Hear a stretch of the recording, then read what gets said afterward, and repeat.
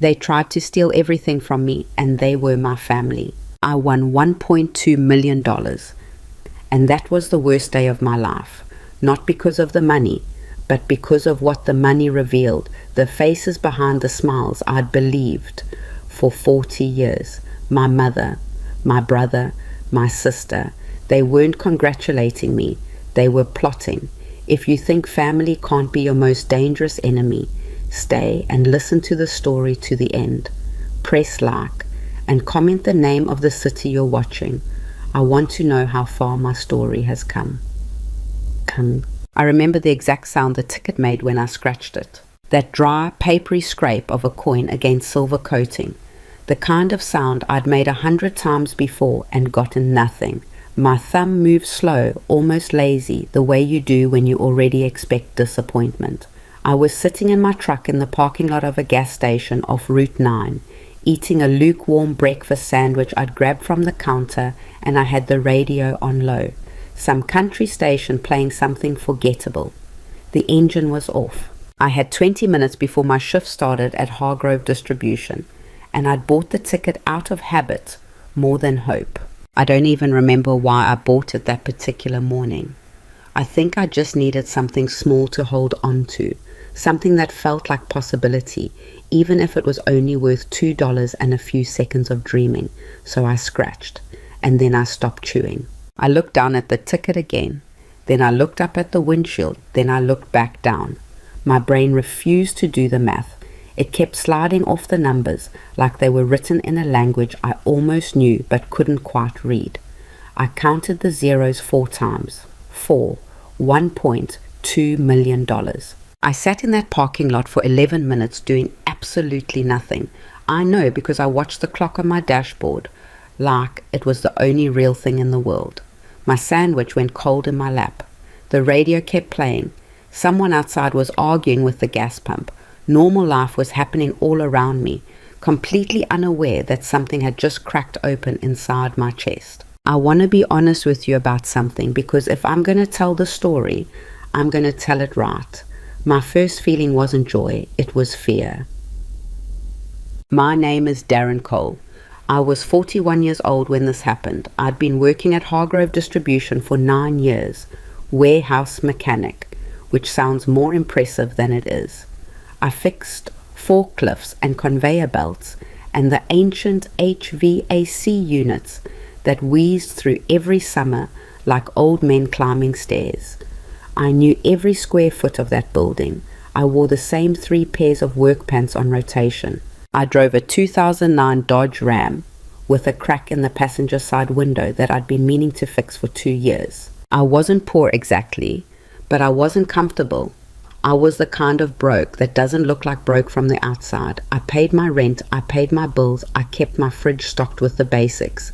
But there was no padding, no savings beyond a few $100s I told myself was an emergency fund. If something broke, my truck, my body, anything, I was in real trouble. I'd been divorced for 3 years. No kids, which I used to feel guilty about, but had come to understand was probably the one thing in my life that had worked out the way it was supposed to. My ex-wife, Sandra, was a decent woman who deserved more stability than I could give her. We didn't end in fire, we ended in quiet, which is its own kind of sad. I lived alone in a 2-bedroom apartment in Comingℹ, Ohio, a town that doesn't make anyone's list of great places to be. I used the 2nd bedroom as storage. I had a cat named Biscuit who mostly ignored me. I ate dinner alone 6 nights out of 7, usually in front of the TV, usually something reheated. That was my life, and for the most part I had made a kind of peace with it. Not happiness exactly, more like accommodation. The way you learn to sleep on a mattress that's a little too soft, you adjust. So when I sat in that parking lot staring at a lottery ticket that said I'd won $1.2 million, the fear I felt wasn't irrational.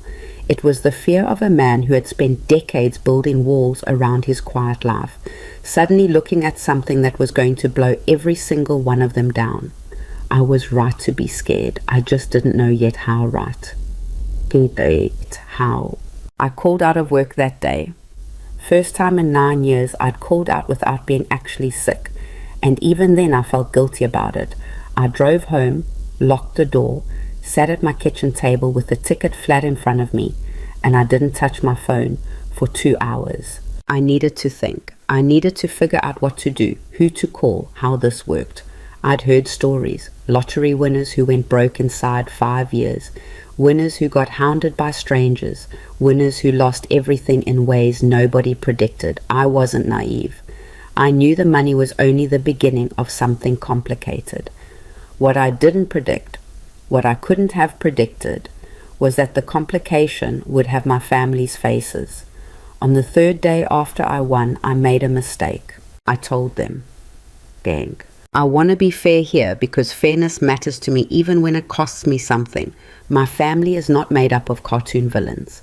They are real people with real histories and real pain, and I am part of that history. So when I say what I'm about to say, I'm not saying they were always who they became. I'm saying the money turned up a dial that had always been there, and what came out of the speakers was uglier than I'd been willing to admit. My mother, Elaine Cole, was 68 years old. She'd raised 3 kids, mostly alone, after my father left when I was 7. She worked 2 jobs for most of my childhood.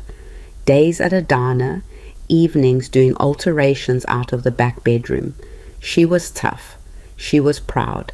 And she had a way of making you feel, even when you were grown, that every choice you made was somehow subject to her approval. I loved her. I want to say that clearly.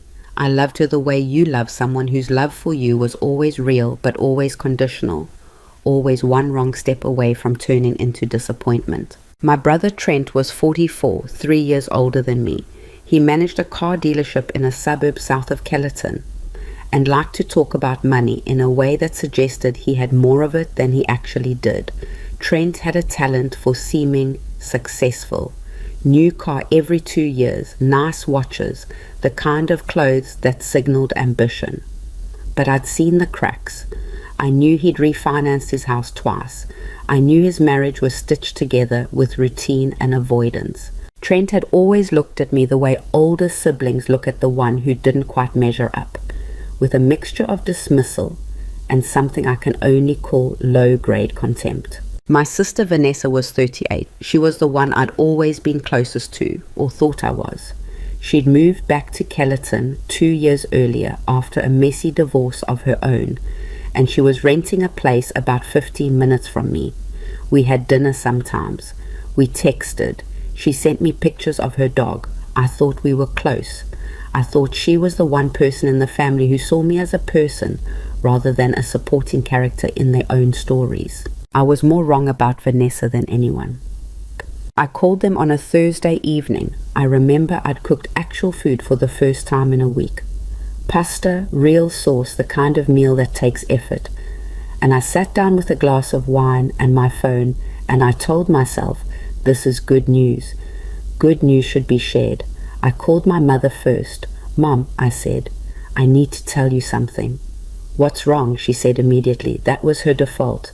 Something's wrong. Nothing's wrong. Something good happened. A pause, like she didn't trust the category. I won the lottery, I said. The Powerball, 1.2 million. Silence. Then, how much? $1.2 million. Another silence. Then I heard her breathe out slowly, like she was letting go of something she'd been holding for a long time. Well, she said, we need to talk about this. Not, oh my God, Darren, that's wonderful. Not, honey, I'm so happy for you. Just, we need to talk about this. I should have heard that. I should have heard exactly what it was. Instead, I told myself she was just being practical. That was Elaine's way. Practical.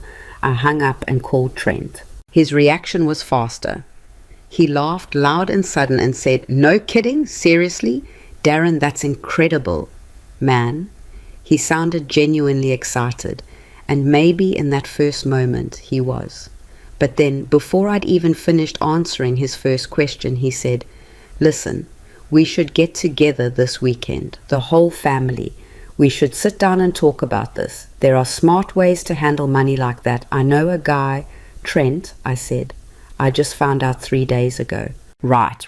I'm just saying, you don't want to make any rash decisions. I hadn't made any decisions at all yet. rash or otherwise. Vanessa was the last call. She cried a little, which felt real. She said she was so happy for me, that I deserved this, that she'd always known good things were coming for me. She asked if I was okay, asked if I was scared, asked if I wanted company. We talked for almost an hour. It was the best conversation I'd had with any of them. And it was, I would come to understand, also the most carefully performed. 8. The family dinner happened that Sunday. My mother's house. Small, always too warm in summer, always smelling like the lavender air freshener she bought in bulk from a wholesale place. She cooked a real meal, pot roast, potatoes, the green beans with the slivered almonds she only made for holidays. I noticed that immediately. She'd made an effort. The good dishes were out. The table was set properly. I sat down, feeling something I hadn't felt in a long time, sitting in that kitchen, like I mattered. I know now that was the point. We're just so proud of you, my mother said, passing the potatoes. Proud. That word from her about me was so unusual that it actually landed a little sideways. I couldn't remember the last time she'd said it. It's luck, Mom, I said. It's not an achievement. Still, she said, it's yours, and we want to make sure you handle it right. There it was again. Handle it right. That little phrase that sounds like love but functions like a leash. Trent had brought a legal pad. I didn't notice it at first, and it was on the chair beside him under his jacket. But as the meal progressed and the conversation turned, as it inevitably did, toward numbers and plans and strategies, he produced it. Casually, the way you produce something you've been waiting to produce. I've been doing some thinking, he said, uncapping a pen. About the tax situation, about investment options. I've got some ideas. Trent, I said, I have a financial advisor. That was actually a lie.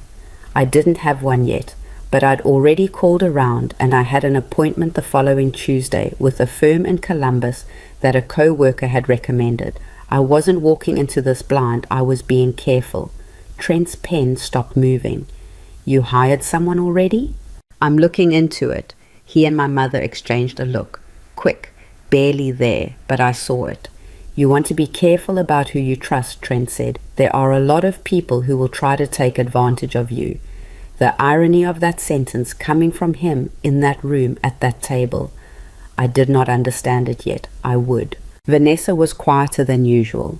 She ate her food and mostly listened, and when she did speak, it was to redirect. I think what everyone's saying is we just want what's best for you, Darren. She touched my arm. That's all. It felt warm. I let it feel warm. That was the last Sunday I spent feeling at ease in my mother's house. The weeks that followed moved strangely. Time felt different. I'd taken some personal leave from Hargrove. I hadn't quit, wasn't ready to decide anything permanent, but I needed space to think. The financial advisor process was slower than I expected, full of paperwork and questions I didn't know the answers to. I was still living in my apartment, still driving my cracked window truck, still eating dinner in front of the TV. Nothing had changed except that everyone around me was treating me like I'd grown a second head. My co-workers knew, I don't know how. I hadn't told anyone at work, but they knew. People talked differently to me. Some were warmer, some were weird and stilted. One guy, Pete from shipping, cornered me by the coffee machine and told me at length about his cousin's landscaping business that just needed a small investment to really take off. I started to understand, in a low-level way, what it meant to become visible. I'd spent most of my adult life as someone people looked past. Suddenly I was someone people looked at, and the attention didn't feel like warmth. It felt like assessment. My family's phone calls increased, not dramatically, not obviously, but I noticed. My mother called 3 times a week instead of once. Trent texted more than he had in years, usually with articles about financial planning or real estate markets or tax strategies, presented as helpful information with no agenda.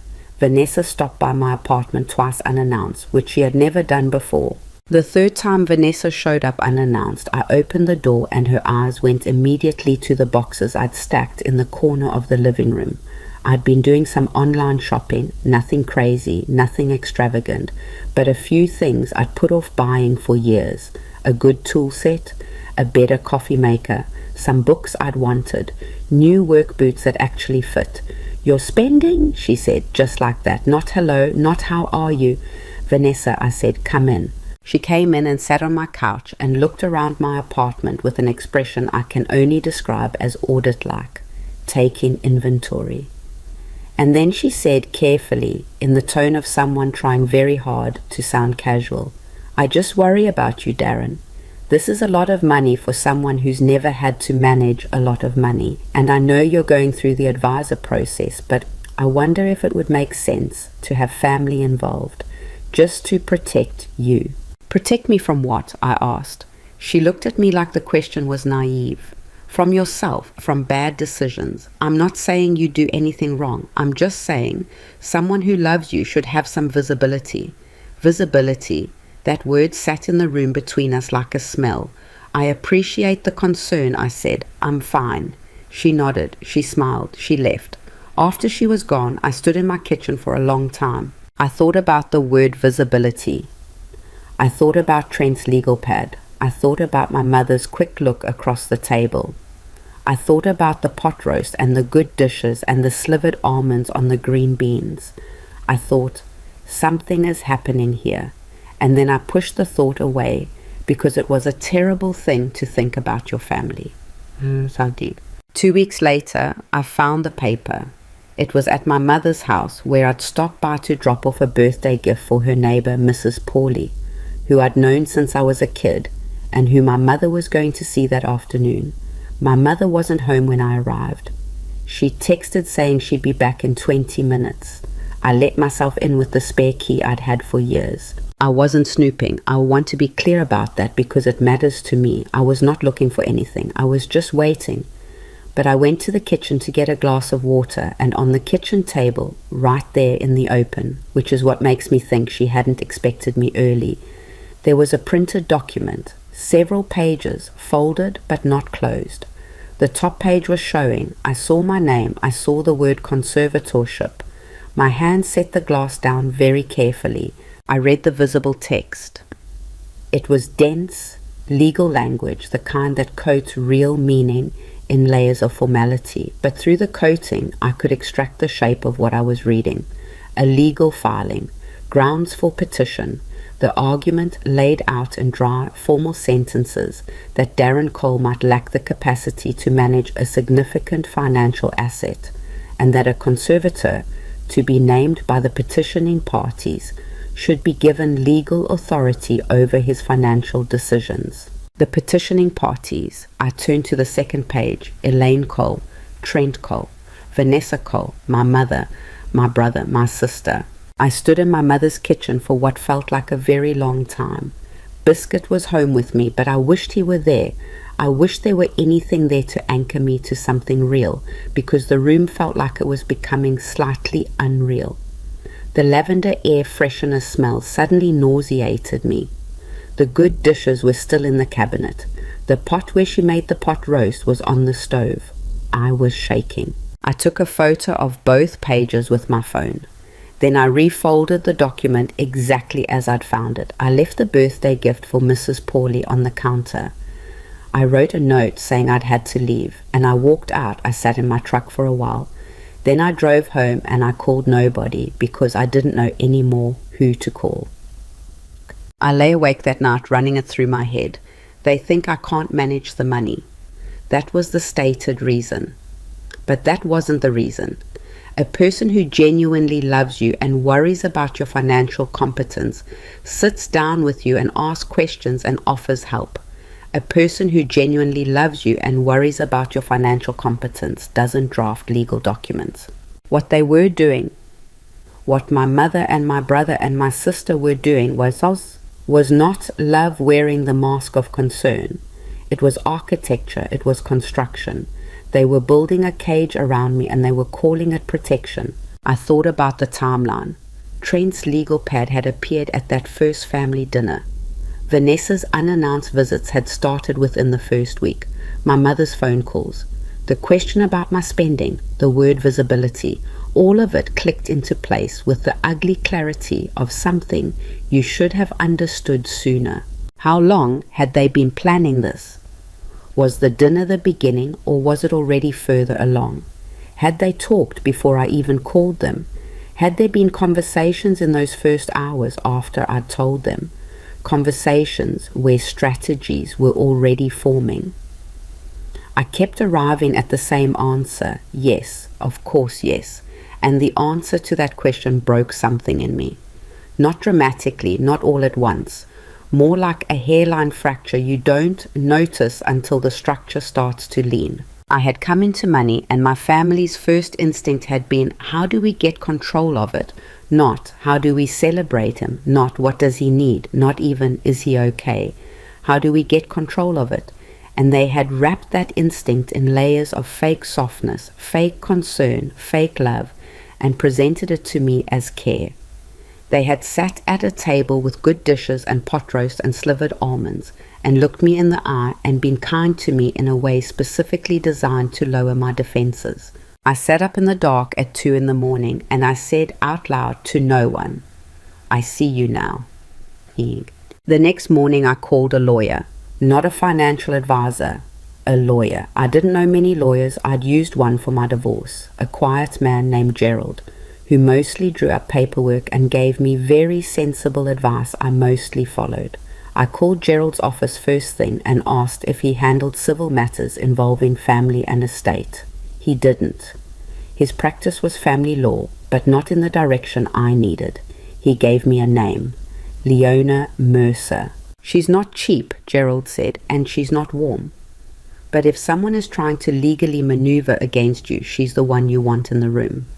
How not warm, I asked. Like she once made a man cry in deposition by simply reading his own emails back to him in a flat voice, Gerald said, which in context was exactly what needed to happen. I'll call her, I said. I called her. Her assistant answered, asked the nature of my inquiry. I said I had reason to believe family members were preparing a conservatorship petition against me. The assistant put me on hold for 90 seconds. Leona Mercer picked up. Tell me what you have, she said. No preamble. I told her about the document. I told her about the timeline. I told her about the dinners and the legal pad and the word visibility and the unannounced visits. I talked for probably 12 minutes straight, while she listened without interrupting. When I finished, there was a pause. You photographed the document? She said. Yes. Good, that was the right thing to do. Don't tell them you found it. Don't change your behavior. Don't move money. Don't make large purchases. Don't do anything that could be presented as impulsive or erratic. Can you come in tomorrow? Yes, I said. 2:00, she said, and hung up. I sat there for a moment with my phone in my hand. I'd expected her to say something reassuring. Some version of, don't worry, we'll figure this out. She hadn't. She'd gone straight to strategy. Somehow that was more reassuring than reassurance. That afternoon my phone rang. Trent. I almost didn't answer. But not answering would change my behavior, and Leona had said not to change my behavior. So I picked up. Hey, Trent said. He sounded easy, relaxed, the way he always sounded when he wanted something. Just checking in. Haven't heard from you in a few days. Been busy, I said. Financial stuff. Right. How's that going? The advisor? Coming along. Good. Listen, I was thinking. There's a guy I know, financial consultant, really solid. Worked with him on some stuff at the dealership. I think you two should meet. I think he'd have some ideas that would genuinely help you. A guy you know. Someone who would report back to Trent. Someone who would help them build their case that my financial decisions needed oversight. I'm pretty set with who I'm using, I said. Darren, his voice dropped a register. Concerned brother register. I'd heard it my whole life. I'm not trying to interfere. Look, the truth is we're all a little worried. Mom especially. You've never managed money at this level. None of us have, and we just want to make sure you're protected. Protected. There was that word again. Different voice, same word. I appreciate it, Trent, I said. I'll keep it in mind. We love you, man. That's all this is. I stayed very still. I kept my voice level. I know, I said, I love you too. After I hung up, I opened my phone's recording app. I looked at it for a long moment. I hadn't turned it on for that call. I turned it on now, and I promised myself from here on I would. That night, I sat alone in my apartment with Biscuit in my lap. He'd decided, apparently, that I needed him, because he'd been sticking to me more than usual, and cats know things, I swear, and I tried to take stock of my actual situation. I had $1.2 million and a family that was legally maneuvering to take control of it. I had a photograph of a document I wasn't supposed to have seen. I had an appointment tomorrow with a lawyer named Leona Mercer, who apparently made men cry by reading their own emails at them.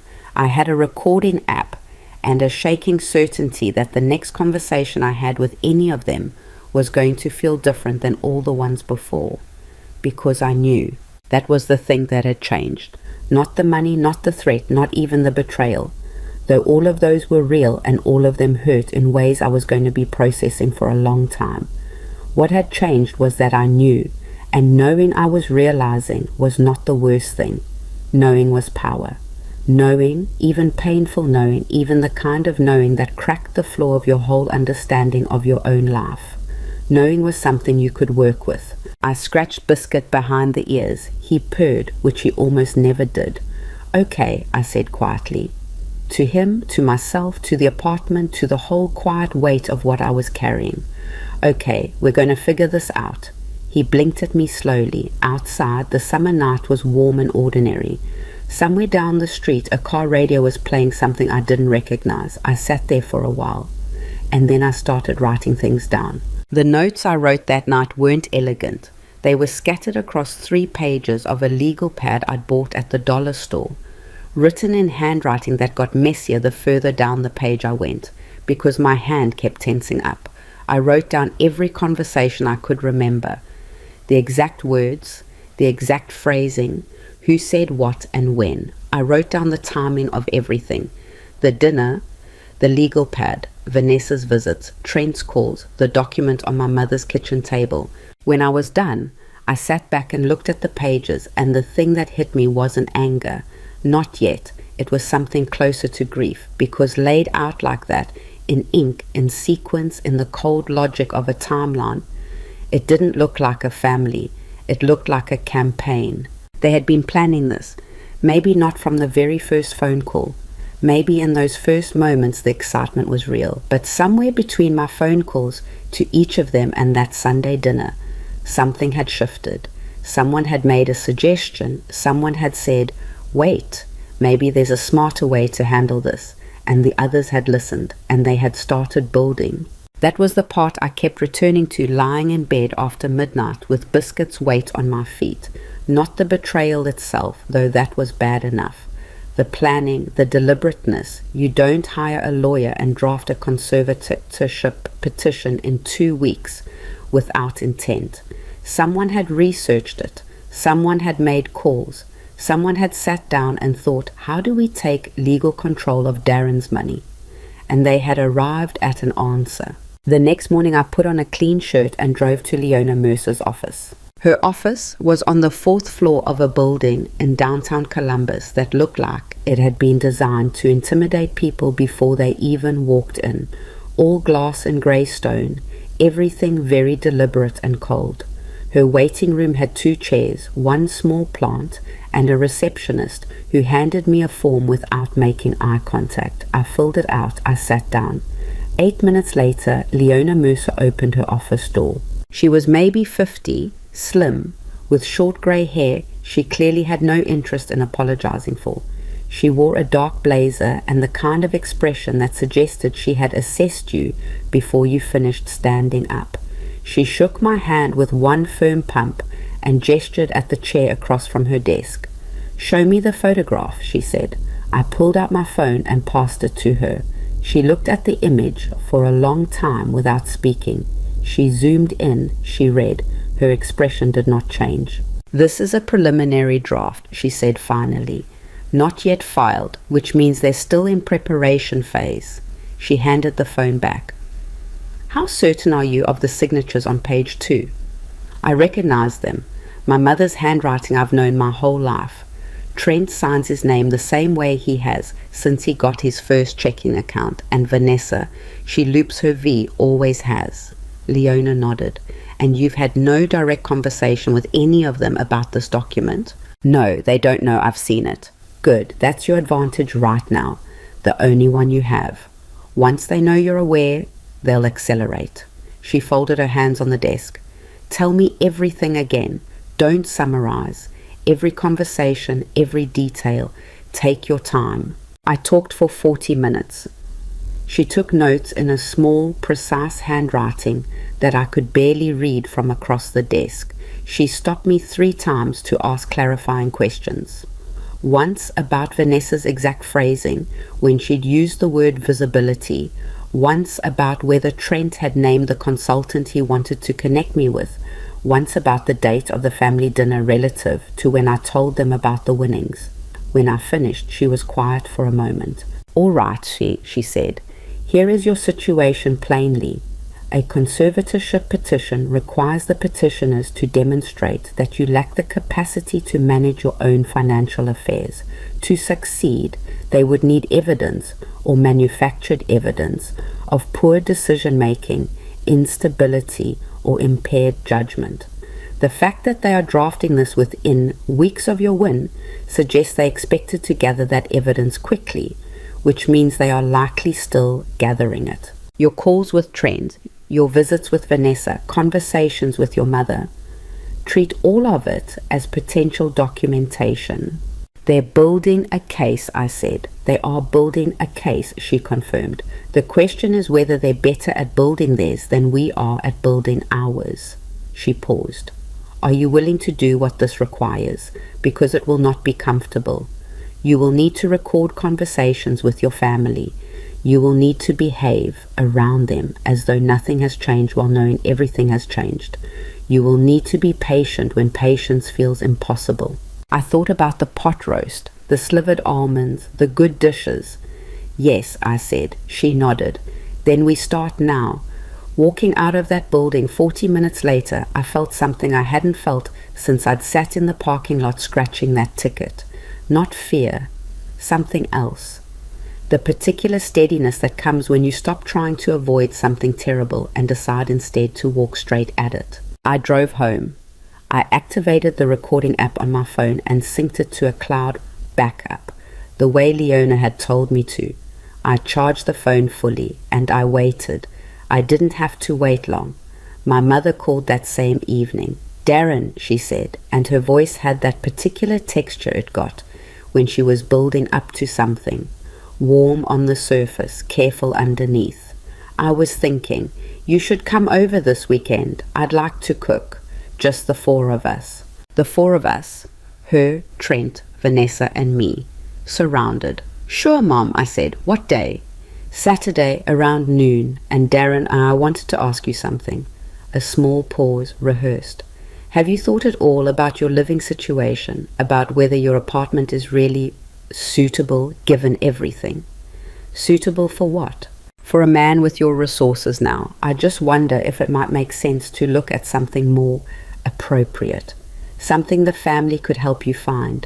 Trent knows some people in real estate. Mom, I said, keeping my voice easy, I'm not making any housing decisions right now. I'm being careful. That's all I'm asking, she said quickly. Just think about it. After I hung up, I checked the recording. Clear. Every word. I sat with it for a minute. Something the family could help you find. Help me find, or help them place me somewhere they could monitor me. Help me choose, or help them gain a foothold in my financial decisions by getting involved in a major purchase. I thought about how long she'd been framing control as help. My whole life, probably. I'd just never had anything worth controlling before. Saturday came. I arrived at my mother's house at noon, recording app running in my shirt pocket. The smell of food hit me at the door. She'd made the pot roast again. I noticed that she'd made it again. The same meal she'd made the first time. The comfort meal. The one that felt like an embrace. I wondered if she knew she was using it as a technique or if it had just become instinct. Trent was already there. He was wearing a collared shirt, which he didn't usually do for family meals. I noticed it and filed it away. Vanessa arrived 7 minutes after me, and she brought a pie, apple, from the bakery on Delaney Street that was mildly expensive and that she'd never brought before. Everyone was dressed a step above casual. Everyone was performing. Darren, Trent stood up and clapped me on the shoulder, the way men do when they want to signal warmth without genuine warmth. Good to see you. You look good. Thanks, I said. So do you. We sat down. My mother served. The meal started the way it always did. Surface talk, easy questions, nothing with edges. How's the truck? How's Biscuit? Did I watch the game last week? I answered everything. I kept my voice level. I ate the pot roast and reminded myself what Leona had said. Behave as though nothing has changed. It was the hardest performance of my life. Harder than I'd expected. Because the food was good and the room was familiar, and these were the people I'd grown up with, and some part of me, the part that is always younger than the rest of you, the part that never fully stops hoping, kept wanting to believe I'd misread it, kept wanting to find a way the document on the table meant something else. Trent found the opening between the main course and the pie. So, he said, leaning back in his chair in a way that was meant to look casual, I've been doing more thinking about your situation, and I want to float something just as an idea. Go ahead, I said. What if we formalized things a little, just within the family, a sort of family financial council, nothing legal, nothing official, just a structure. You, me, Mom, Vanessa. We'd meet regularly. You'd walk us through what you're doing with the money. We'd offer input. Keep each other honest. He smiled. Transparent, that's all. I looked at him, then at my mother, who was nodding slowly, watching me, then at Vanessa, who was looking at her plate with an expression I could not read.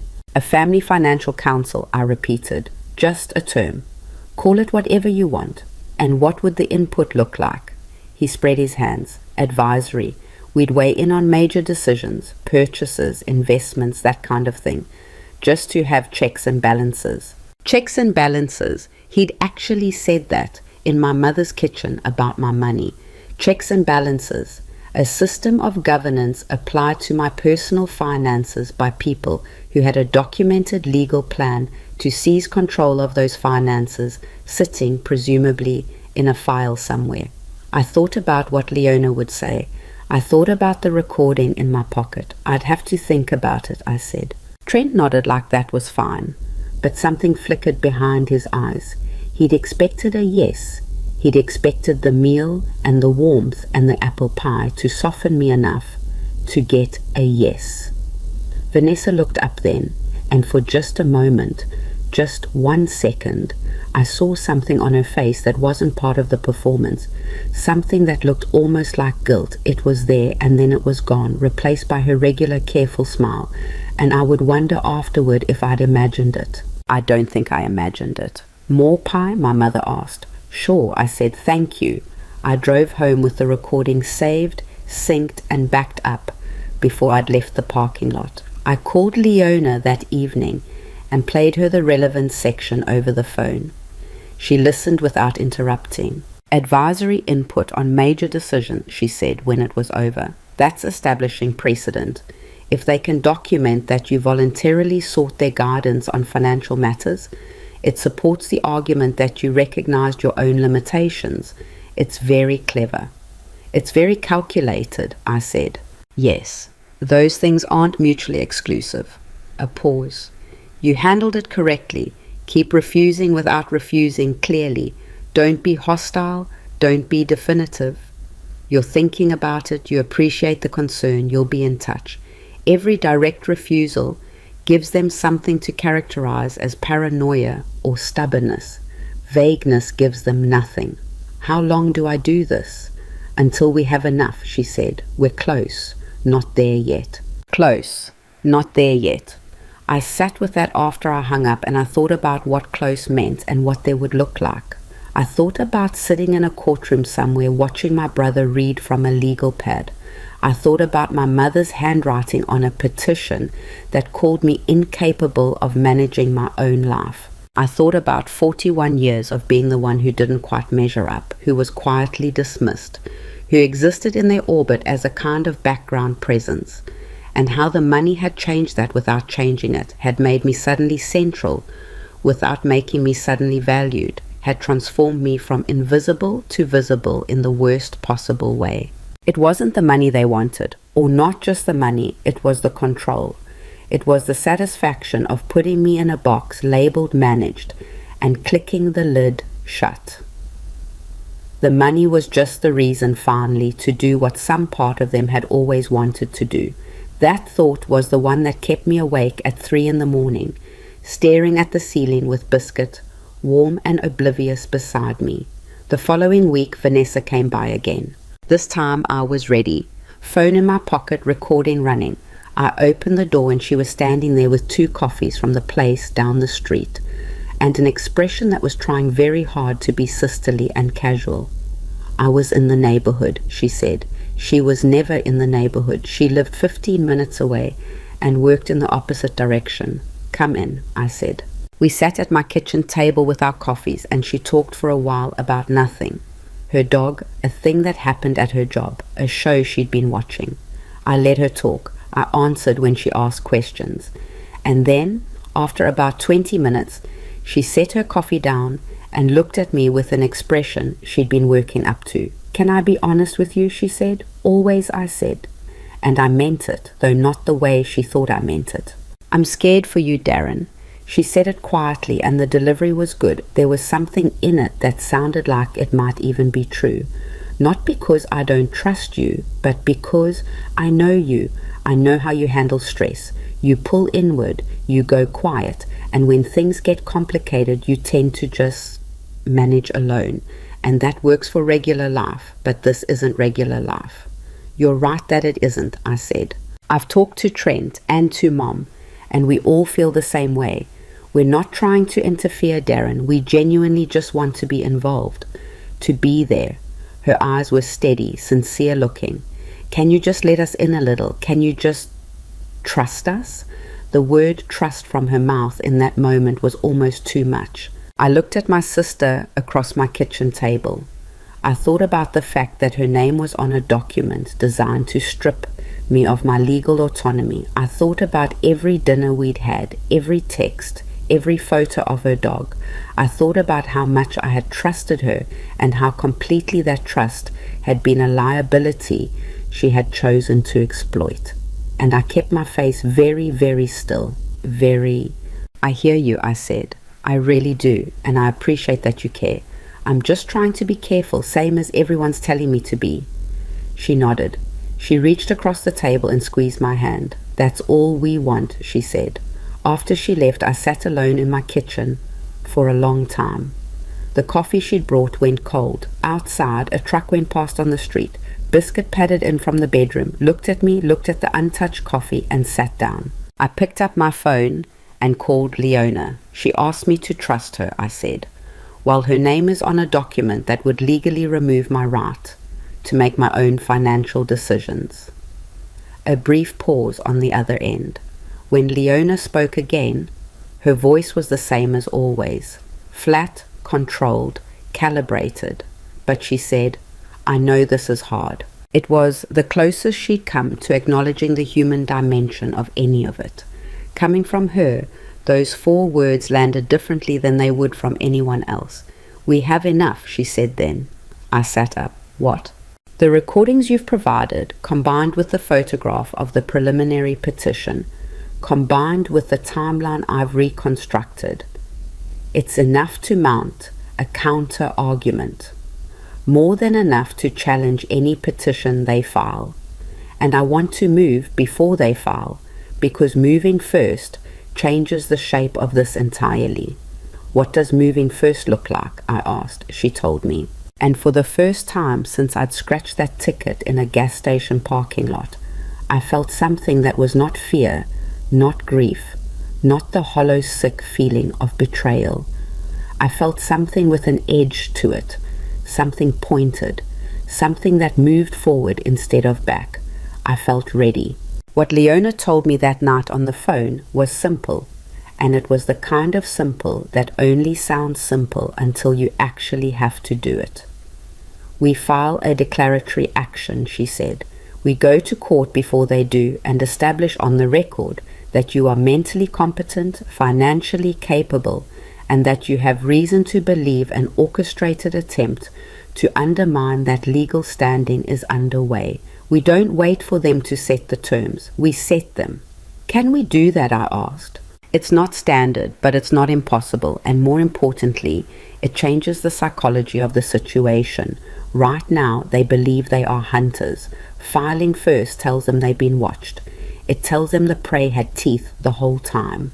I sat with that for a moment. The prey had teeth. I'd spent so much of my life being the quiet one, the overlooked one, the one who accommodated and adjusted and made peace with being dismissed. The idea of going on a fence, of walking into a courtroom and making them answer to me instead of the other way around, felt foreign. It felt almost dangerous in a way I couldn't fully name. What do you need from me? I asked. Everything you haven't already given me. Bank statement showing responsible management since the win. Character, witnesses. Not family, not co-workers who might feel pressured. Someone who knows you outside the family structure, and I need you to see a licensed psychologist for a formal cognitive evaluation. Voluntary, documented, clean. When they claim you lack capacity, I want to hand the court a professional assessment that says otherwise, dated before their petition. They'll see it as paranoid, I said, getting evaluated preemptively. They'll see it as prepared, Leona said. There's a difference, and prepared wins. I didn't sleep well that night. I lay there running through the faces. My mother, Trent, Vanessa. I kept thinking about Christmases and summers when we were kids, and the specific way my mother used to brush hair out of my face when I was small. I kept thinking about how none of that was fake. It couldn't all have been fake, and how that was almost worse than if it had been. Real love and real greed can live in the same person. That's the thing nobody prepares you for. The betrayal doesn't cancel the history. It just sits on top of it, heavy, and you have to carry both. At some point around 4 a.m, I stopped trying to reconcile it. Some things don't reconcile. You just have to decide what you're going to do next. I decided. The psychologist Leona referred me to was a woman named Dr. Anita Reyes, who operated out of a low-key office in a medical building in Westerville. She had a calm, unhurried manner and eyes that paid close attention without making you feel examined. She told me at the start that the evaluation was standard, that it was nothing to be nervous about, and then she did not say another reassuring thing for the rest of the appointment, which I found oddly respectful. She just asked questions and listened to the answers. We met twice. The evaluation covered cognitive function, decision-making patterns, emotional regulation, and what she called executive function under stress. I told her, with her confidentiality agreement in place, what was happening with my family. She listened without flinching. She asked a few careful questions about my state of mind, my sleep, my daily functioning. At the end of the second session, she said, I'll have the written assessment to your attorney within 10 days. Is there anything you can tell me now? I asked. She looked at me steadily. You're under significant stress and you're handling it with a level of clarity that a lot of people in your situation wouldn't manage. That's not a clinical statement. That's just an observation. She paused. The clinical statement will be in the report. I thanked her and walked out into the parking lot and sat in my truck for a few minutes with the windows down. It was a warm afternoon, the kind of late summer day that smells like cut grass and cooling asphalt, and I just sat there breathing it, letting myself exist in a moment that wasn't about any of them. Then my phone buzzed. Trent. I looked at the screen for 3 full seconds before I answered. Hey, he said. Same easy voice, same practiced warmth. You free this week? I was thinking we could grab lunch, just the two of us. Just the two of us. Without my mother, without Vanessa. A different configuration, a different angle. I wondered what new shape the approach would take. Sure, I said. When? Thursday? There's a place near the dealership. Good burgers, good beer, low key. Thursday works. We met at noon. The place was exactly what he described. The kind of restaurant that makes you feel like nothing serious could possibly happen there, which is probably why he picked it. Booths with red vinyl, a bartender who knew Trent by name, a lunch crowd that was loud enough to feel anonymous. Trent ordered a beer before the menus arrived. I ordered water. He noticed. Not drinking, he said. Early day, I said. We ordered food. He talked about the dealership for a while. New inventory, a sales promotion, a guy on his team who was underperforming. Normal conversation. I listened and nodded and let him lead. Then the food arrived, and halfway through his burger, he put it down and leaned forward in the booth. I'm going to be straight with you, he said. Okay, I said. Mom is really worried. Not in a nagging way, Darren, in a genuine way. She called me last week and she was crying. He let that land. Let me picture it. She said she feels like you're pulling away from the family, like you're shutting us out, and she's scared that if something goes wrong with the money, we won't even know until it's too late. Nothing's going wrong with the money, I said. How do we know that? Because it's my money, Trent. You know that, not because I tell you. Something moved behind his eyes, a flicker of something less controlled.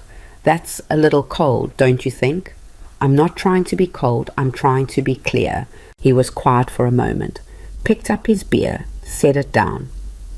You know, I've been covering for you with Mom. She had some ideas, some steps she wanted to take, and I talked her out of it. I told her to give you space, that you needed time to adjust. I've been on your side here.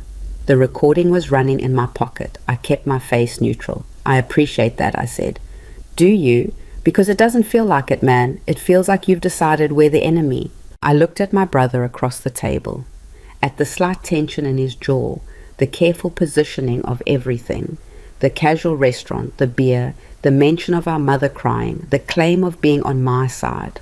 All of it arranged like furniture in a room designed to make me feel guilty enough to give something up. I don't think you're the enemy, I said, which was technically true. I thought they were something more specific and more sad than enemies. I thought they were family members who had looked at me and seen a resource instead of a person. Then why won't you let us help? Because I have helped Trent.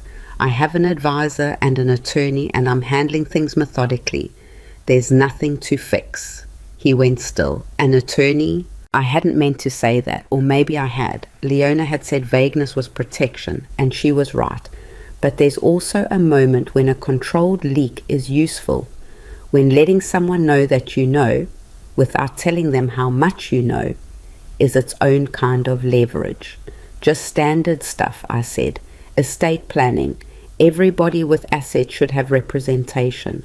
Trent picked up his burger. He was very casual about it, very deliberate.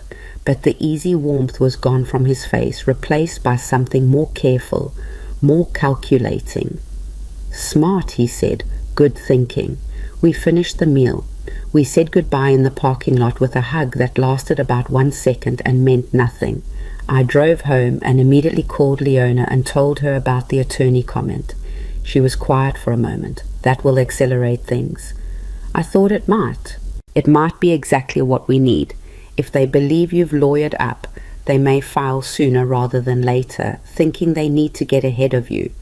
And if they file before we're fully ready, she paused. We're fully ready, Darren. I want you to know that. The evaluation report came in this morning. It's clean, more than clean. What did it say? She read me the key section. Dr. Reyes had assessed that I demonstrated intact cognitive functioning, sound judgment, appropriate emotional responses to situational stress, and no indicators of impaired decision-making capacity. She had noted that my methodical and deliberate approach to an unprecedented financial situation reflected above-average executive function rather than any limitation thereof. I sat in my truck in my apartment parking lot and listened to those words and felt something shift very slightly behind my sternum. Okay, I said. Okay, Leona said. Now we wait and see what they do. They filed 9 days later. I found out from Leona, who received notification through the court system on a Tuesday morning. She called me at 8:15 and said in her flattest voice, They filed. The petition is in. Your mother is listed as primary petitioner, your siblings as co-petitioners. The grounds are as expected: alleged financial incapacity, alleged pattern of impulsive decision-making, alleged failure to engage with family support systems. I was sitting at my kitchen table with coffee. The morning light was coming through the window. Biscuit was eating breakfast in the corner. Alleged, I said. Alleged, she confirmed. All of it. And we have documentation that contradicts every single allegation. But there's something else. A pause that was not her usual pause. This one had texture. They submitted supporting testimony, written statements. 3 individuals outside the family claiming to have observed erratic behavior or poor judgment on your part. I went very still. Who? 2 I don't recognize yet. The third is a man named Pete Dunbar, listed as a co-worker. Pete from shipping. The one who'd cornered me by the coffee machine and told me about his cousin's landscaping business. I had turned him down, and apparently that had made him useful to someone else. They recruited Pete, I said. It appears so. His statement claims you became aggressive and paranoid when he attempted to offer friendly financial advice, and that in his observation you displayed signs of grandiosity and irrational suspicion of colleagues. I actually laughed. It came out sharp and short and surprised me. He was trying to get me to fund his cousin's business. I said no politely and walked away. I suspected as much, Leona said. We'll depose him. He won't hold up. She paused again. The other 2 are more concerning. One is a former neighbor. One is a woman named Carla Hammond, listed as a friend of Vanessa's. Carla Hammond. I didn't know that name at all, which meant she had never actually witnessed anything, because she had never been in my vicinity. She's fabricated, I said. I've never met her.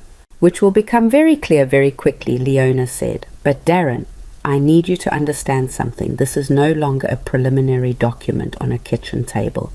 This is a filed legal action. There will be a hearing. There will be a judge. Your family will sit in a courtroom and make these arguments out loud, on the record, with their hands on a Bible. The weight of it landed differently when she said it like that. I'd known it was coming. I'd been preparing for it. But hearing the words, a judge, a courtroom, on the record, something in my chest contracted. When? I asked. Preliminary hearing in 31 days, which gives us enough time to prepare properly. But Darren, her voice shifted slightly. Not softer, but more direct. I want you to consider something before the hearing. I want you to consider reaching out to your family, not to reconcile, not to give anything up, but to give them an opportunity to withdraw. You think they'll withdraw? No, she said, I don't. But giving them the opportunity is important. If they withdraw, this ends cleanly. If they don't, and they won't, then when we walk into that courtroom, the record will show that you tried. It will show that you acted in good faith. It will show who was reasonable and who wasn't. She was right. She was analytically, strategically, completely right. It still cost me something to agree to it. I called my mother first. She picked up on the second ring the way she always did, like she'd been waiting. Darren, she said, I'm glad you called. There's something I need to talk to you. Mom, I said, I know about the petition. Silence. Not a short silence, a long one. The kind that fills with all the things someone is deciding not to say. I see, she said finally. I want to give you a chance to withdraw it. I'm not saying that angrily.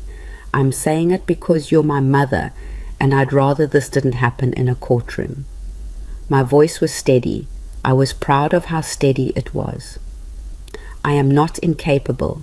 I am not impaired. I have never been either of those things.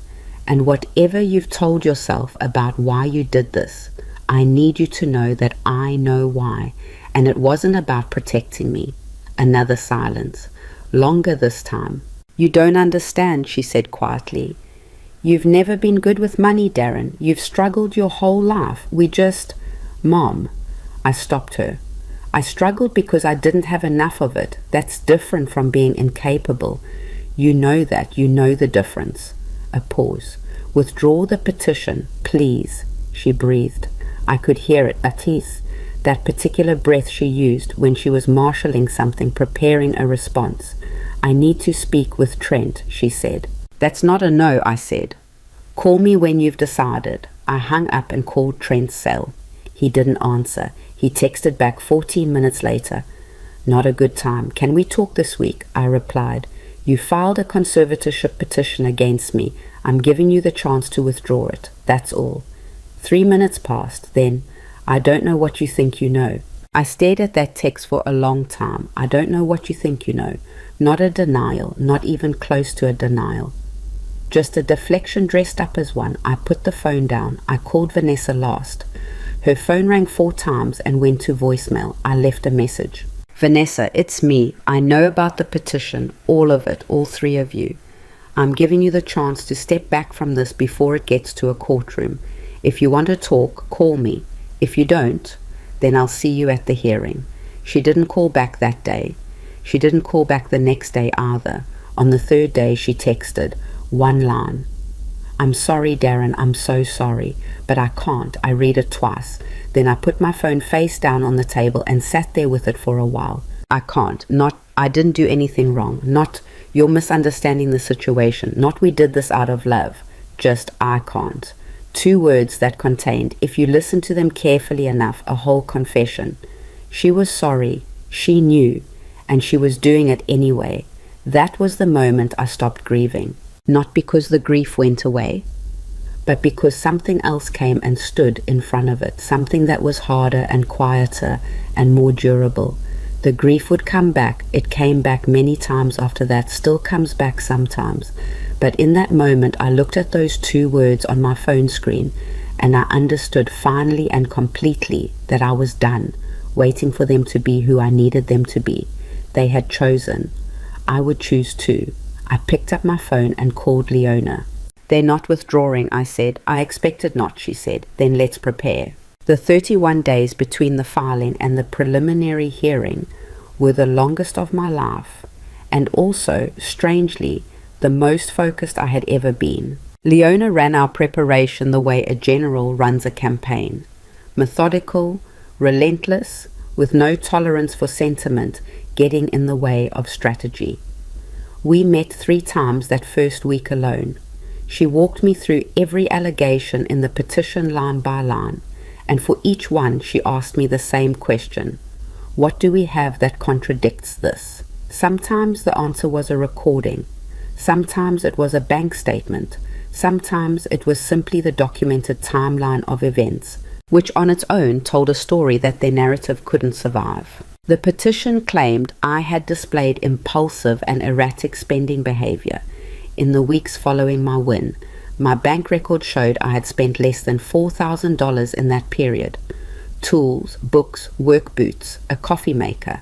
The petition claimed I had refused all family support and guidance, consistent with paranoid ideation.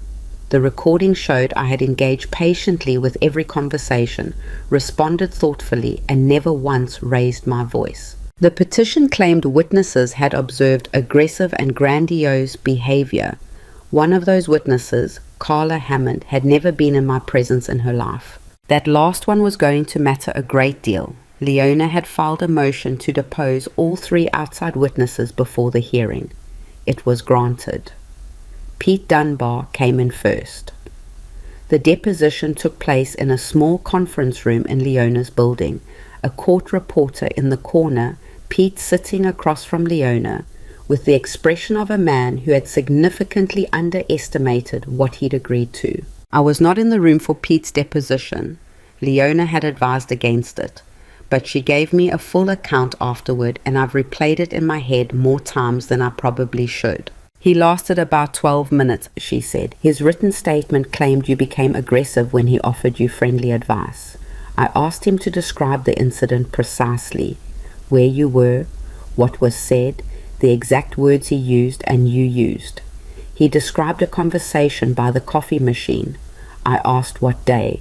He said he didn't remember. I asked what month. He said sometime in summer. I asked who else was present. He said he thought maybe someone from inventory, but he couldn't be sure. She paused. Then I played him the recording. I sat up. Which recording? You recorded a conversation on July 11th that took place near what sounds like a break room. Refrigerator hum. Coffee machine sounds. A man matching Pete Dunbar's voice asked you about an investment opportunity involving a landscaping business. You declined politely. He pushed twice more. You declined again, said you were late getting back, and ended the conversation. Total duration, 4 minutes and 22 seconds. No aggression, no raised voices, no paranoia. What did he say when you played it? He said he didn't remember it happening that way. Leona's voice was dry. I asked him how he remembered it happening. He said he might have been thinking of a different conversation. I asked him to describe that conversation. He couldn't. And the statement? He said someone had helped him write it. He wouldn't say who. He didn't need to. She let that sit for a second. His testimony is worthless. He knows it. His attorney, who was sitting right beside him, knew it by minute 7. The second outside witness, a former neighbor named Dale Hutchins, fared slightly better, meaning he lasted almost 20 minutes before his account collapsed under the weight of its own inconsistencies. His statement claimed, I had made large, disorganized purchases and displayed an inflated sense of self-worth in conversations he'd observed. When Leona pressed him on specifics, he described one conversation in which I had supposedly talked about buying a yacht. I have never in my life expressed interest in owning a yacht. When she asked if he was certain about the yacht, he said he might have been paraphrasing. When she asked what I had actually said, he said he couldn't recall exactly. His statement was written for him, Leona said. I could see the fingerprints all over it. Specific phrases that don't match his natural speech pattern. Terminology that sounds legal rather than conversational. Someone coached him, probably wrote most of it, and he signed it because he either owed someone a favor or was offered one. Then came Carla Hammond. Carla Hammond arrived at her deposition with a lawyer Leona had never encountered, which was itself a small flag. She was a woman in her mid-40s, carefully dressed, with the posture of someone bracing for impact. Leona opened by asking how long she had known me. Carla said approximately 2 years. Leona asked when she had last seen me in person. Carla said a few months ago at a gathering. Leona asked which gathering. Carla said a get-together at a mutual friend's house. Leona asked the mutual friend's name. Carla said it was someone from her neighborhood. She thought his name was Michael. She didn't remember his last name. Leona put a document in front of her. This is a sworn affidavit from Darren Cole stating that he does not know you, has never met you, and has never been present at any gathering where you were also present. It is supported by a statement from Vanessa Cole's former neighbor confirming that you became acquainted with Vanessa approximately 6 weeks after the lottery win was made public. Carla's lawyer leaned over and said something quietly. Carla did not answer the next question, or the one after that. Her testimony was withdrawn before the week was out. When Leona told me, I felt something I hadn't expected. Not triumph, just a bone-deep weariness, because what Carla Hammond's fabricated testimony meant was that my family had recruited someone they barely knew, told her what to say, and put her name on a legal document. They had involved a stranger in their scheme. They had reached outside themselves to find another body to stack against me. How far were you willing to go? That was the question I kept asking, sitting alone in my apartment in those final weeks before the hearing. How far were you willing to go to take what wasn't yours? I didn't want to know the answer, and yet the answer kept revealing itself, piece by piece, in every deposition transcript Leona forwarded me. The morning of the preliminary hearing, I woke up at 5:15 without an alarm. I lay in bed for a while staring at the ceiling, not thinking about anything in particular. Sometimes the mind just goes quiet before something large. I got up, made coffee, fed biscuit, took a shower. I put on the suit I'd bought 2 weeks earlier. Nothing expensive, a clean dark grey off the rack, and I stood in front of the bathroom mirror for a moment. I looked like a man who'd made a decision. Leona had told me what to expect at a preliminary hearing. The petitioners would present the basis for their claim. We would present our counter evidence and challenge their standing. The judge would determine whether the case had sufficient merit to proceed to a full hearing. Most conservatorship petitions, she said, failed at the preliminary stage when the alleged incapacitation was clearly unsupported. Ours, she said, should never have gotten this far. The fact that it had told her everything she needed to know about how aggressively it had been prepared. The courthouse was a 40-minute drive from my apartment. I drove it alone, which was what I wanted. No one to talk to, no one to manage, just the road and the morning and whatever I was carrying.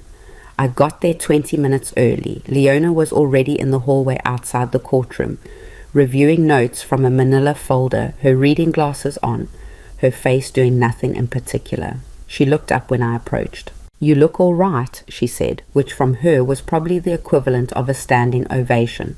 "How are we?" I asked. "We're very good, she said.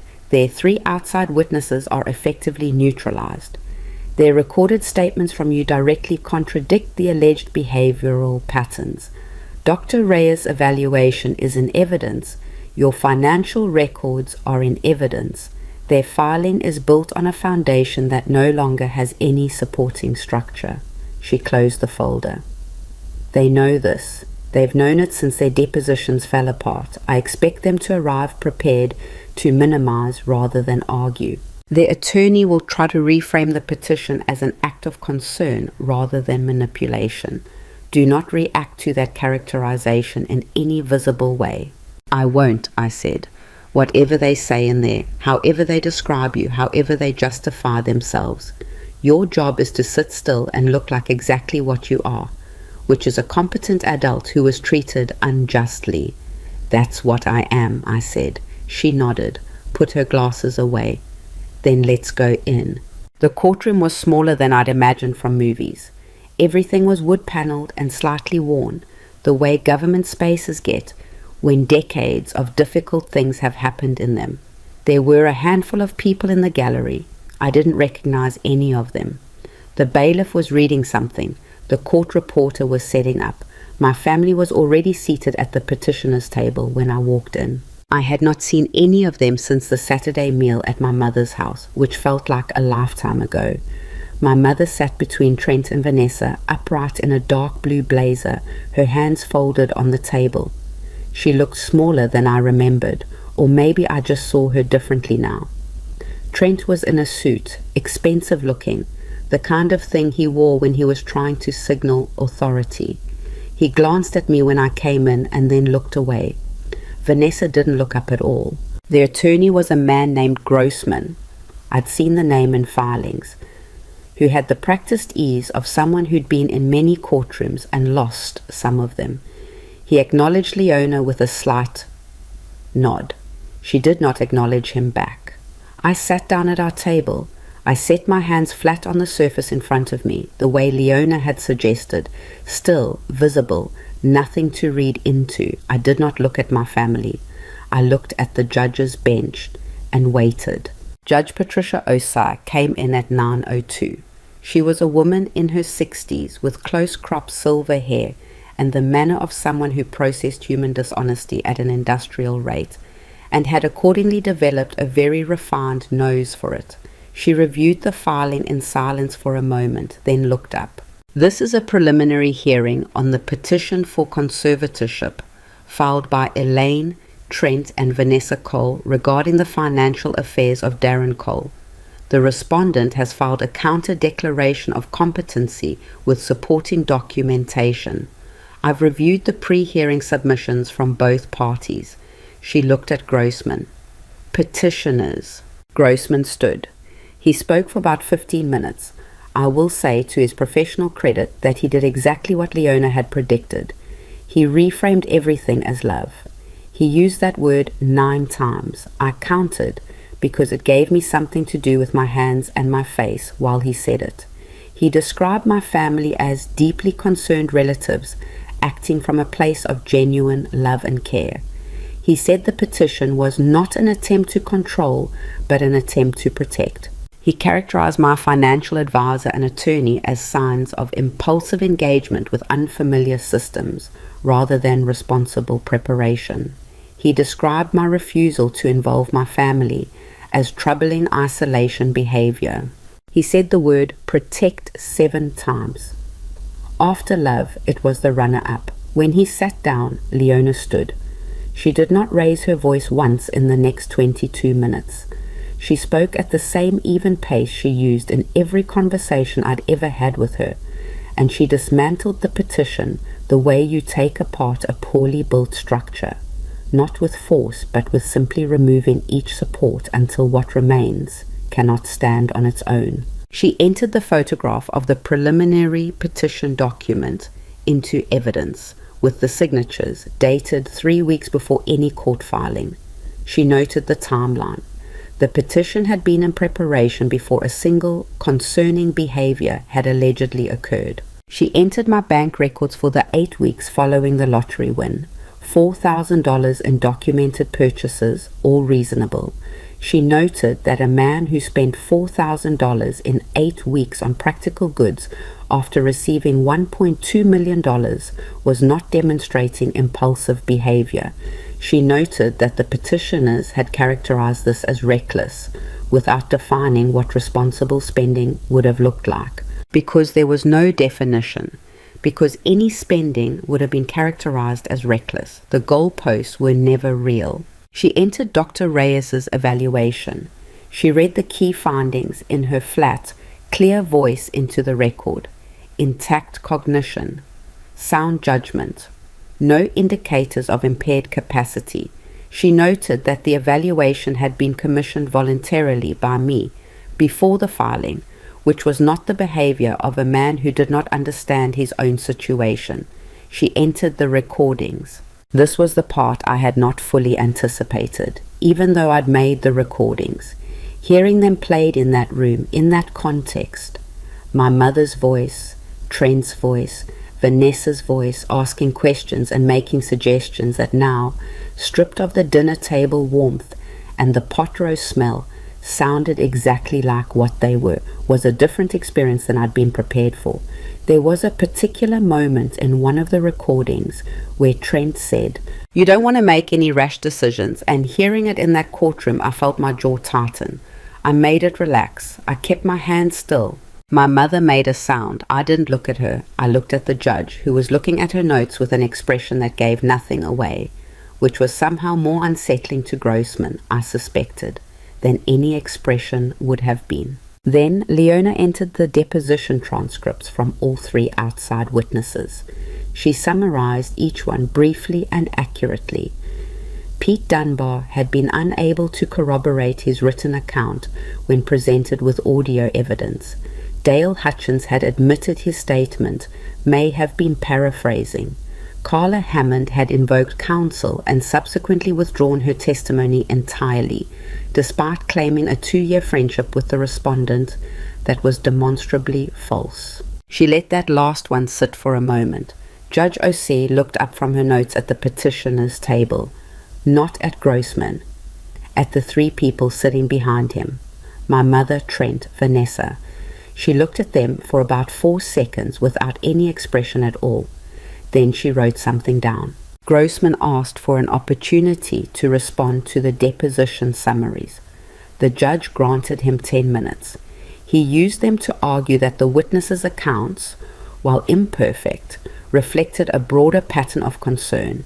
He said that families sometimes struggle to articulate in formal settings what they know instinctively to be true. He said that the recordings, while perhaps not as damning as the respondent suggested, demonstrated exactly the kind of tension that arises when a vulnerable family member refuses help. I watched Judge Osei's face while he talked. She had the expression of someone listening to an argument they had already evaluated and set aside. When he finished, she looked down at the papers in front of her and was quiet for a moment. "The petitioners have filed a claim of financial incapacity," she said. To support that claim, they have provided the testimony of 3 outside witnesses, all of whom have either retracted their statements, failed to substantiate their accounts under deposition, or been demonstrated to have had no first-hand contact with the respondent. They have provided characterizations of the respondent's spending behavior that are directly contradicted by his documented financial records. They have provided allegations of erratic and paranoid behavior that are directly contradicted by audio recordings of the relevant conversations.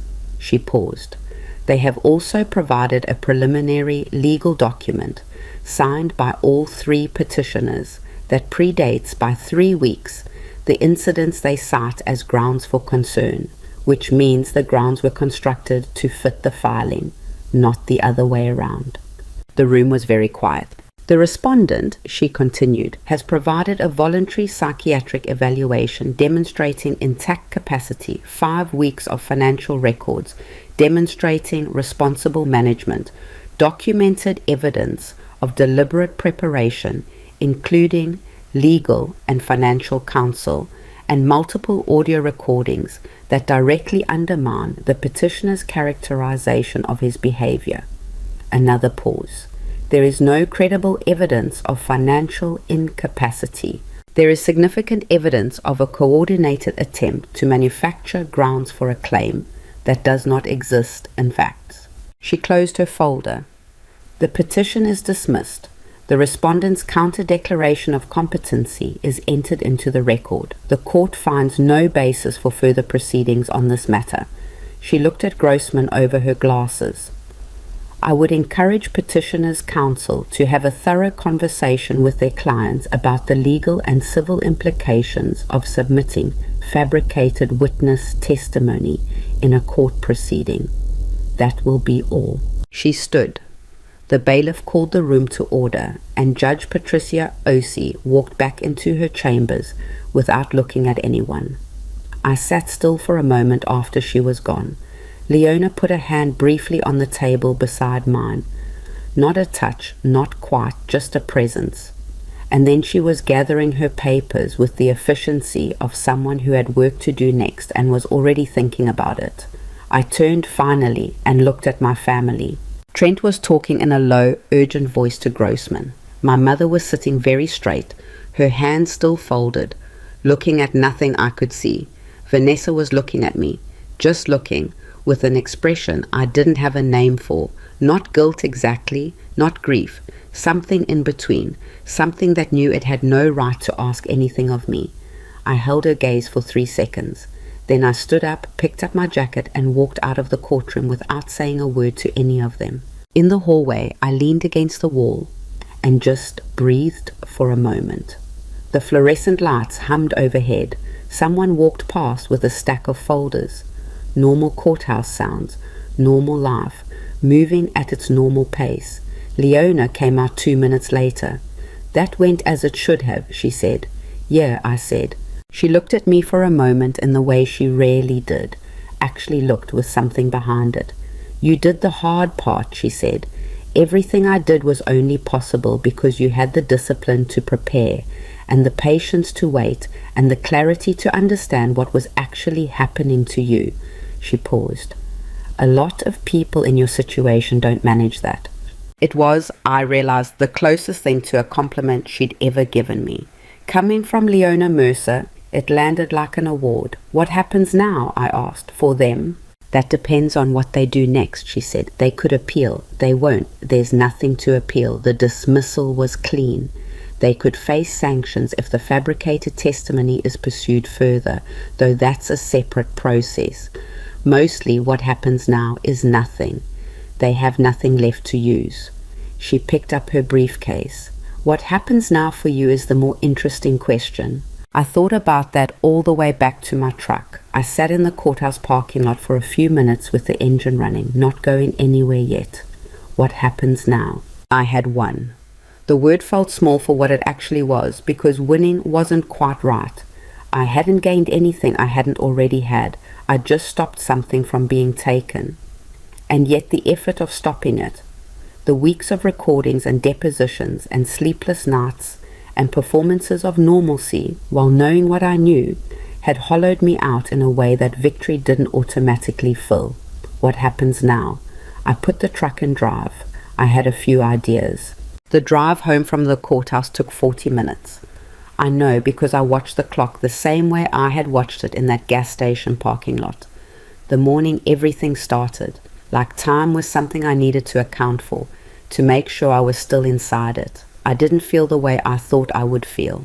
I had spent weeks imagining this moment, walking out of that courtroom with the petition dismissed, with the judge's words on record, with my family's constructed narrative collapsed in front of a woman who had no patience for it. I had imagined something like relief, something like release, the particular exhale of a man who has been holding his breath for 2 months and can finally stop. What I actually felt was quieter than that, and heavier, and more complicated in a way I didn't have clean language for. I stopped at a diner about 20 minutes from home, not one I usually went to, just a place I saw from the road and pulled into because I wasn't ready to be in my apartment yet, with its familiar walls and its silence, and the particular quality of aloneness that had started to feel different since all of this began. I sat at the counter and ordered coffee and eggs, and the woman who took my order called me Hon without looking up from her pad. And I sat there in the ordinary morning noise of a diner, plates, voices, the hiss of the griddle, and I let myself just exist for a little while. I thought about my mother's hands, the way they looked folded on that table in the courtroom. Small hands, a little arthritic now at the knuckles, the same hands that had braided Vanessa's hair when we were kids, that had written checks for school supplies when there was barely money for them, that had signed a document arguing I was mentally unfit to manage my own affairs. Both of those things were true at the same time. That's what I kept coming back to. Both things were true. The eggs came. I ate them slowly.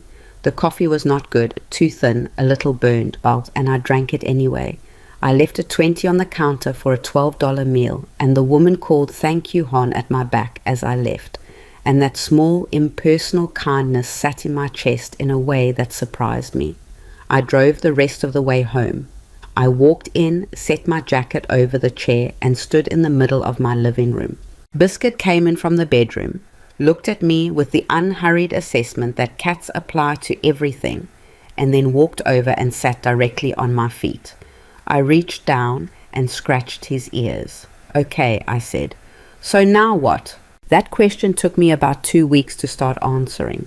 Not because I didn't know what I wanted. I had been thinking about that for a while in the background of everything, the way you keep a list you're not ready to act on yet. But because there was something that needed to happen first, and I kept putting it off, and eventually I understood that putting it off wasn't protecting me from anything. It was just postponing something that was going to be exactly as hard no matter when I did it. I wrote 3 letters, not emails. Actual letters, handwritten, which took me longer than I expected because my handwriting is bad on a good day and gets worse when I'm trying to say something that matters. I went through 2 drafts of each. The letters were to my mother, to Trent, and to Vanessa, and what I want to say about them, what I need to say, because it's the part of the story that I think matters most, is that they were not angry. They were not vindictive. They did not say you tried to destroy me or I will never forgive you, or any of the things that would have felt satisfying to write in the immediate aftermath of the hearing, but would have been, ultimately, performances. And I was done performing for them. What the letters said, in different ways for each of them, was this: I know what you did, and why you did it. I know it didn't start as cruelty. I know it started as something you told yourself was justified. I know that somewhere in the architecture of what you built against me, you found a way to believe you were protecting something, even if what you were protecting was your own interests, dressed up in the language of concern. I'm not going to spend the rest of my life hating you for it, but I'm also not going to pretend it didn't happen, or minimize what it cost me, or walk back into the same relationships that made it possible. What we had is not something I can return to.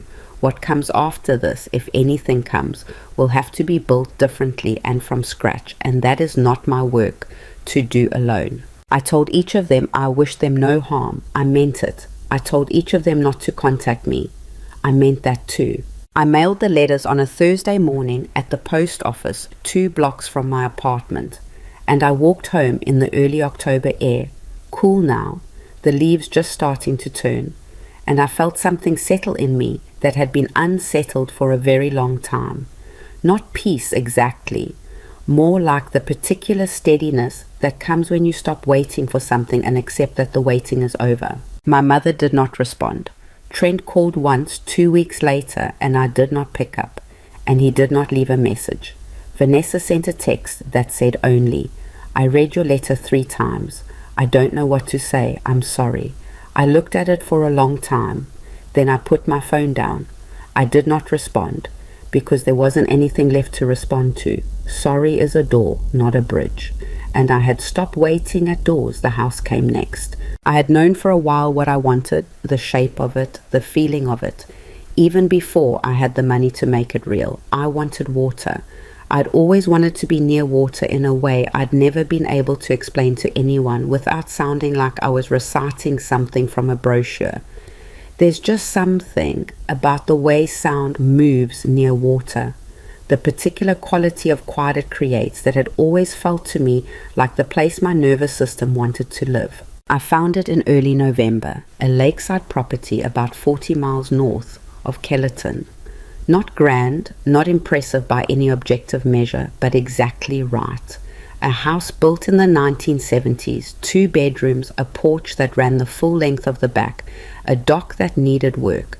The interior was dated and a little tired and needed attention in about 6 places at once.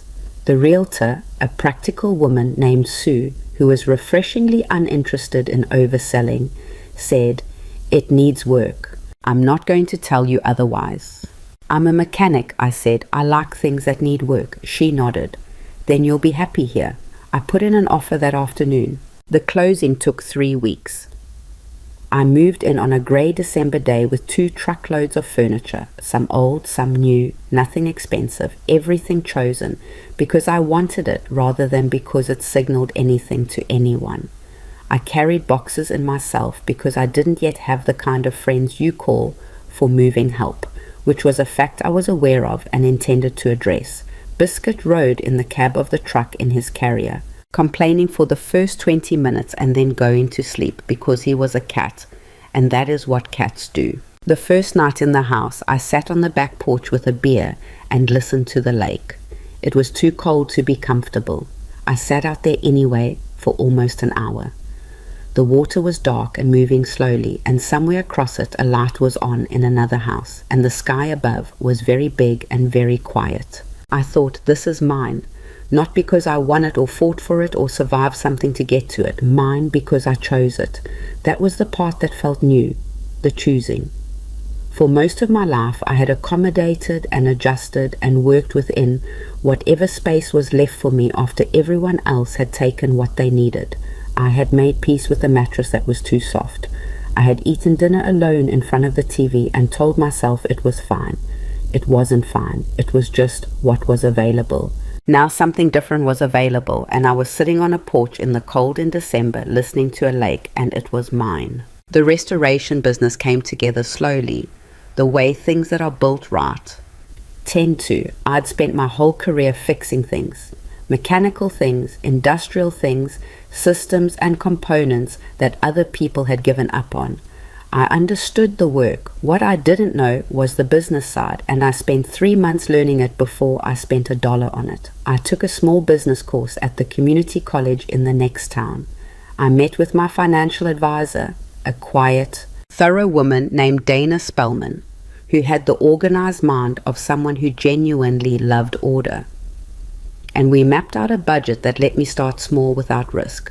I rented a workshop space in town. I bought used equipment, restored it and used it. I took on small jobs at first, furniture mostly, old pieces that people had inherited or found that needed structural repair and refinishing. I was not immediately good at the business part. I underpriced my first 3 jobs and had to recalibrate. I ordered the wrong supplies twice and ate the cost. I turned down a job because I didn't have the right equipment yet and then immediately regretted it and called the customer back to see if they'd wait 2 weeks, which they did, which taught me that asking is almost always worth it. None of it was smooth. None of it was the kind of montage where a man rebuilds his life in a series of triumphant moments cut to music. It was just work. Hard, specific, often frustrating work, which was fine. Work I could do. Work I had always been able to do. What I hadn't always been able to do was let people in. His name was Marcus Webb. He lived 4 houses down from me along the lake, and he knocked on my door about 6 weeks after I moved in, holding 2 beers and wearing the expression of a man who had been waiting a reasonable amount of time before introducing himself and had decided that amount of time had passed. He was about my age, maybe a year or 2 older, and he worked in bridge construction, which meant he was gone for stretches and then home for stretches. And he had an uncomplicated directness that I found immediately restful. "I'm Marcus," he said. "I've been watching your lights. You seem like someone who keeps decent hours and doesn't play loud music. That's my bar." "Darren," I said, "you want to come in?" "I'll stay on the porch," he said. "It's a nice night." It wasn't particularly nice. It was February.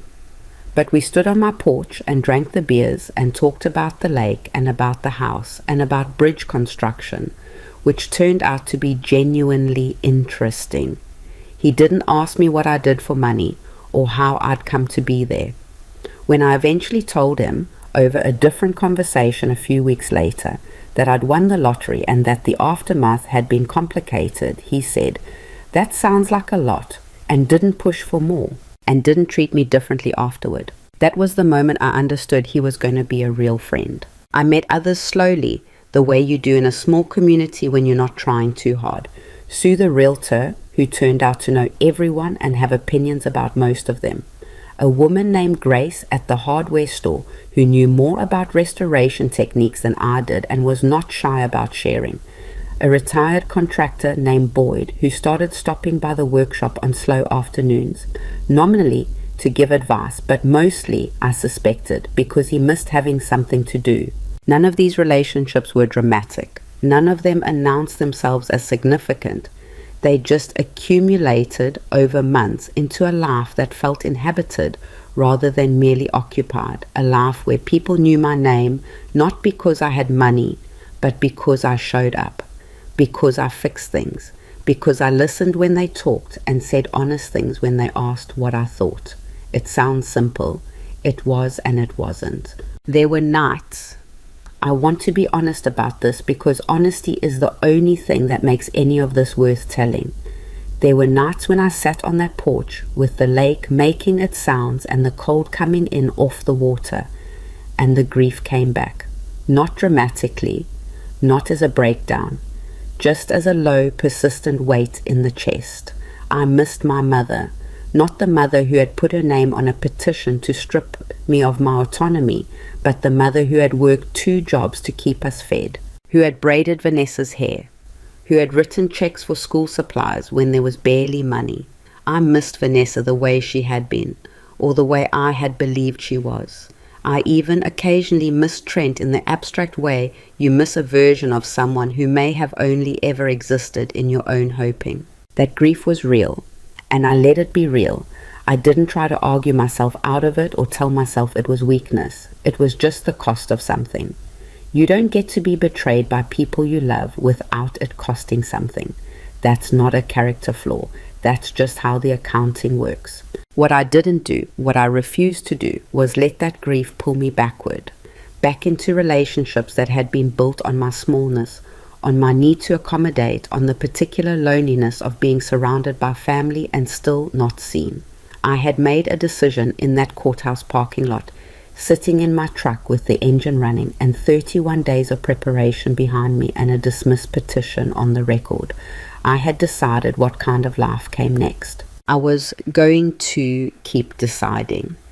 About 8 months after the hearing, I got a call from a number I didn't recognize. When I answered, it was Vanessa. She had a new number.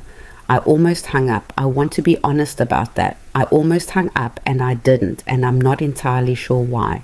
Maybe because the grief I'd been carrying had softened enough by then that I could hold the phone without my hand tensing up. Maybe just because she was my sister and some part of me was always going to answer. "I'm not calling to ask for anything," she said immediately, like she knew that was the first question. I wanted to say it to you directly, not in a text." "Okay," I said.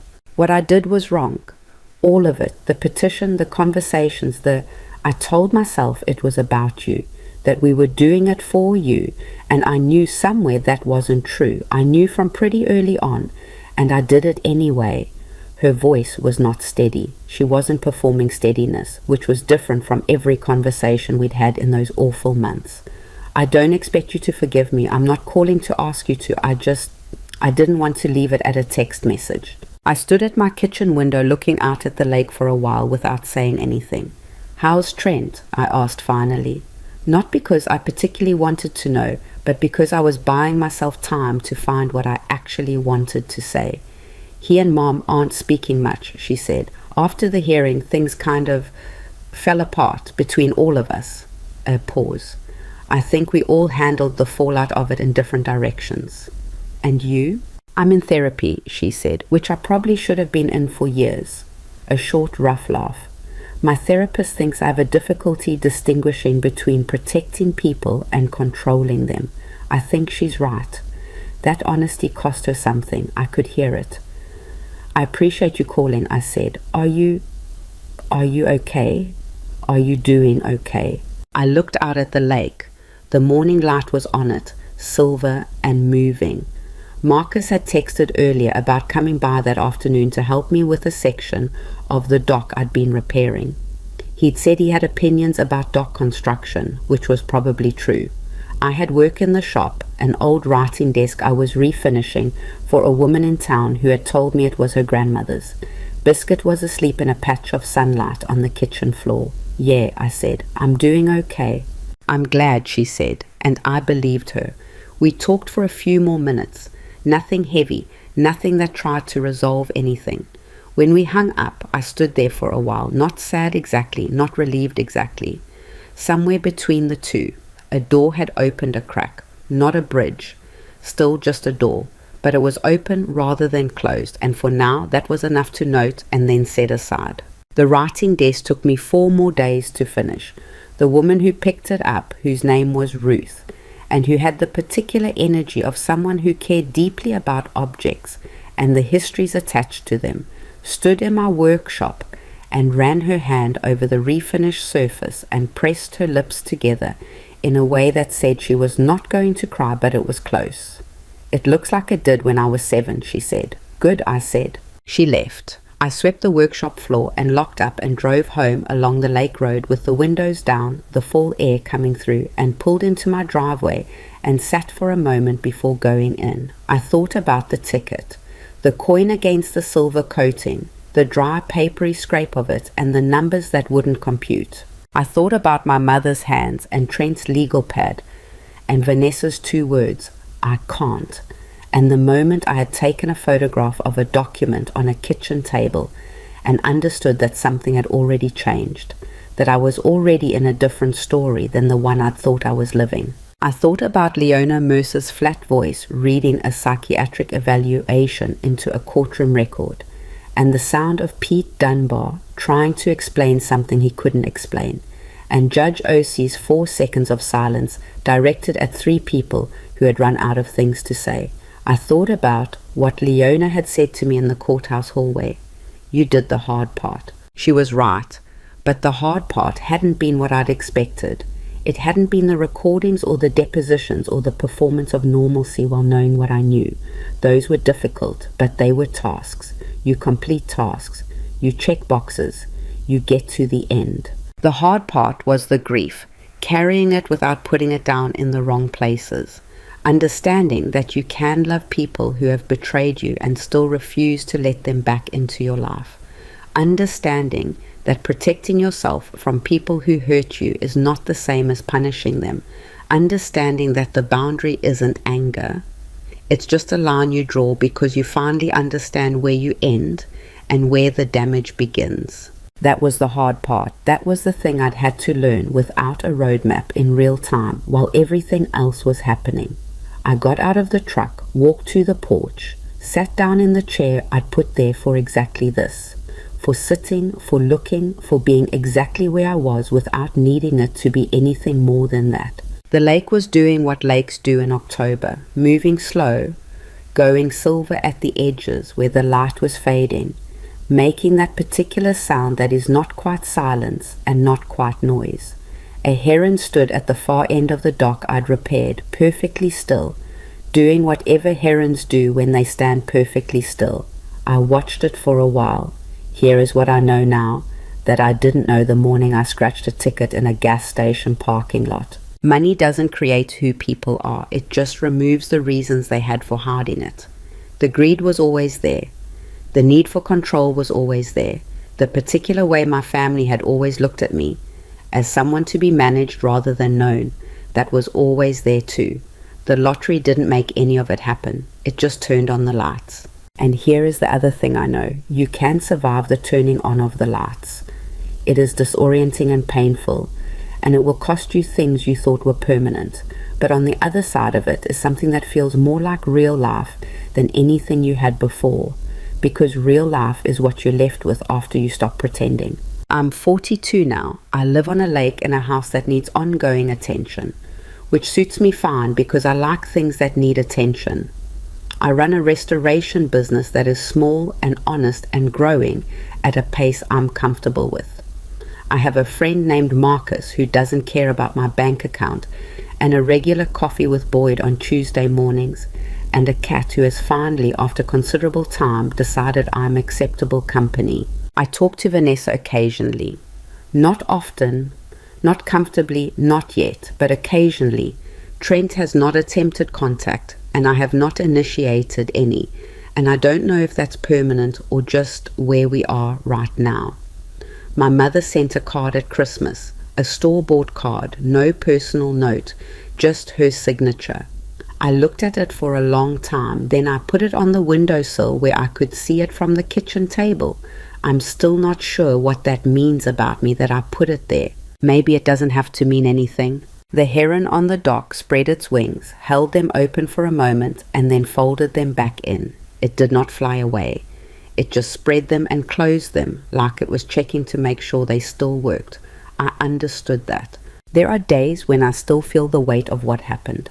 Days when I drive past a restaurant and remember a particular dinner, a particular expression, a particular moment when the mask slipped and I saw what was underneath it, and my chest still goes tight with something I don't have a precise name for. That's not going to go away entirely. Some things you don't recover from. You just integrate them. You build the new life around the wound so that the wound is there, but it isn't all there is. The greatest thing I won was never the 1.2 million. It was the moment in my mother's kitchen when I looked at a document I wasn't supposed to find, and I said to myself, I see you now.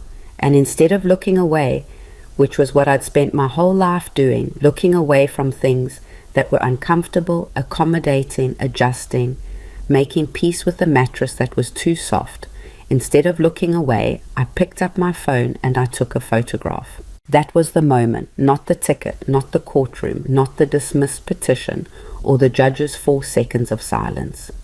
The moment I decided to stop looking away. That's the thing you can't scratch off a ticket. That's the thing nobody hands you. That's the only prize that was ever really mine to win.